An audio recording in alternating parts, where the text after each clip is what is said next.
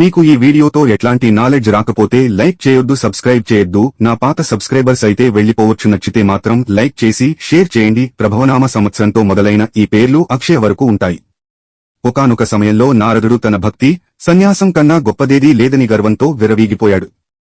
Please share and subscribe for more updates and 1 like please. అప్పుడు విష్ణువు ఆయనకు జ్ఞానోదయం కలిగించాలనుకున్నాడు.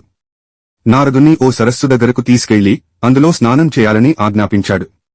నారదుడు ఆ సరస్సులో దిగగానే పూర్వ స్మృతులు కోల్పోయి స్త్రీ రూపం ధరించాడు. అదే సమయంలో అడవిలో దారి తప్పిన ఓ మహారాజును చూసి మోహించి అతడిని పెళ్లాడాడు. వారికి 60 మంది పుత్రులు జన్మించారు. ఒకరోజు ఆ రాజు ఆ 60 మందితో యుద్ధానికి వెళ్లగా వారంతా మరణించారు. పుత్రశోకంలో ఉన్న నారదుడిని చూసి కరుణించిన విష్ణువు అతడిని ఆవరించిన మాయను తొలగించి జ్ఞానోపదేశం చేశాడు. మీ పిల్లలు 60 సంవత్సరాలుగా కాలచక్రంలో తిరుగుతుంటారని వరమిచ్చారు. ఆ 60 మంది పేర్లే నేడు వాడుకలో ఉన్న తెలుగు సంవత్సరాలు.